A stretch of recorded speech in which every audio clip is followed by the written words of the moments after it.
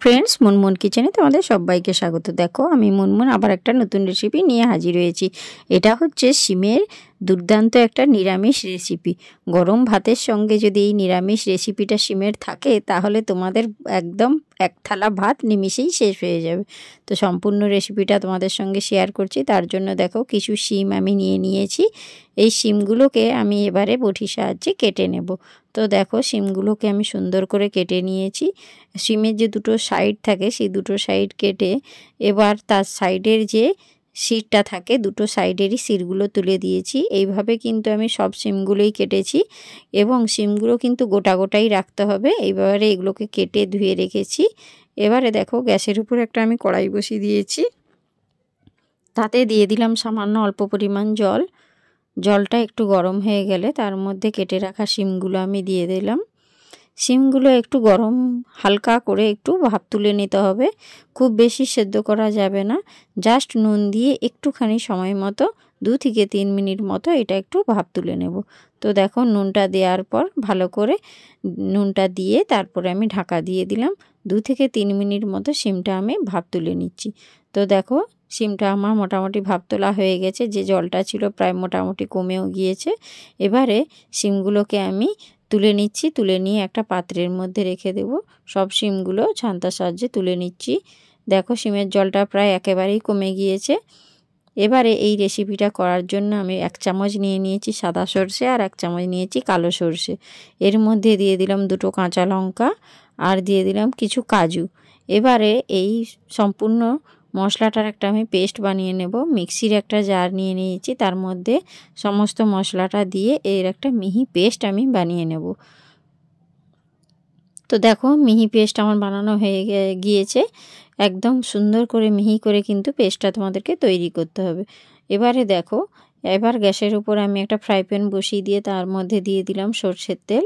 তো সরষের তেলটা একটু ভালো করে কিন্তু গরম করে নিতে হবে। তারপরে এই গরম তেলের মধ্যেই দিয়ে দিলাম 1 চামচ কালো জিরে। তারপরে দিয়ে দেব ওর মধ্যে 2টো ছোটো এলাচ। এবার এলাচ আর কালো জিরাটা একটু ভালো করে ভেজে নিতে হবে এই গরম তেলের মধ্যেই। তো সঙ্গে থাকো, দেখতে থাকো। শিমের এই নিরামিষ রেসিপিটা কিন্তু খেতে অসাধারণ দুর্দান্ত। তো একদিন নিরামিষের দিনে বানিয়ে দেখো। তারপরে যে ভাপ তুলে রেখেছিলাম যে শিমগুলো, সেই শিমগুলোকে ওই তেলের মধ্যে দিয়ে ভালো করে শিমগুলোকে কিন্তু ভেজে নিতে হবে। এই সময় কিন্তু গ্যাসের ফ্লেমটা একটু লো ফ্লেমে রেখে তাহলে শিমগুলো ভালো ভাজা হবে। এইভাবে দেখো, উল্টে পাল্টে কিন্তু শিমটাকে ভালো করে আমি ভেজে নিচ্ছি। এবার যে শিমগুলোর দেখো অপর সাইডটা ভাজা হয়নি, সেই সাইডগুলোকে আমি ছান্তার সাহায্যে উল্টিয়ে উলট পালট করে ভালো করে আমি শিমগুলো লাল লাল করে ভেজে নিচ্ছি। লো ফ্লেমে রেখে কিন্তু শিমগুলো ভাজবে, নাহলে শিমটা ভাজা হবে না, উপরন্তু চুঁয়ে যেতে পারে। তো এইভাবে শিমগুলো ক্রমশ ভাজা হয়ে গিয়েছে। দেখো, এবারে যে বেটে রাখা যে মশলাটা ছিল, পেস্টটা, সর্ষে আর কাঁচা লঙ্কার আর কাজু বাটার যে পেস্টটা, ওটা দিয়ে ভালো করে এবার একটু কষিয়ে নিতে হবে। যেহেতু কাজু বাটা আছে, এটা কিন্তু তলায় ধরে যেতে পারে। এই জন্য গ্যাসের ফ্লেমটা কিন্তু একদম কম করেই রাখতে হবে। লো ফ্লেমে রেখে ভালো করে এটা কষতে হবে। এবার এর মধ্যে দিয়ে দিলাম 1 চামচ হলুদ গুঁড়ো আর 1 চামচ লঙ্কার গুঁড়ো। এই লঙ্কার গুঁড়ো হলুদ গুঁড়োটাকে দিয়ে ভালো করে কিন্তু আরও একটু কষিয়ে নিতে হবে।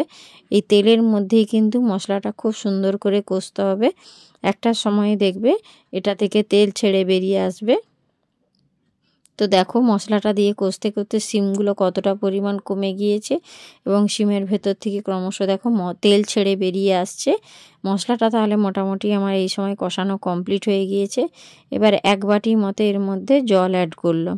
তো জলটা দিয়েও আরও 2-3 মিনিট মতো একটু ফুটিয়ে নেব মশলাটা দিয়ে।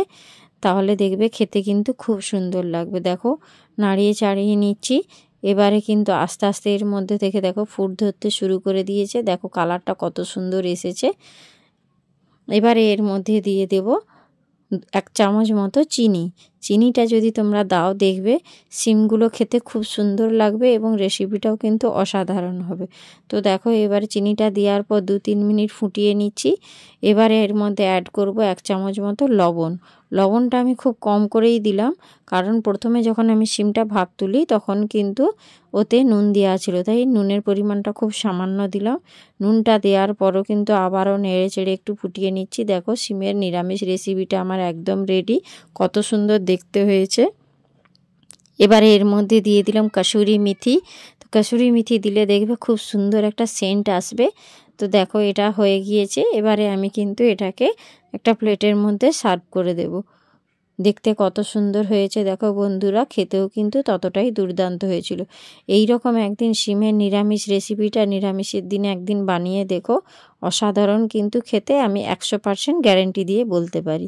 তো আজকের মতো টাটা, বাই বাই। এরকম রেসিপি পেতে সঙ্গে থাকো।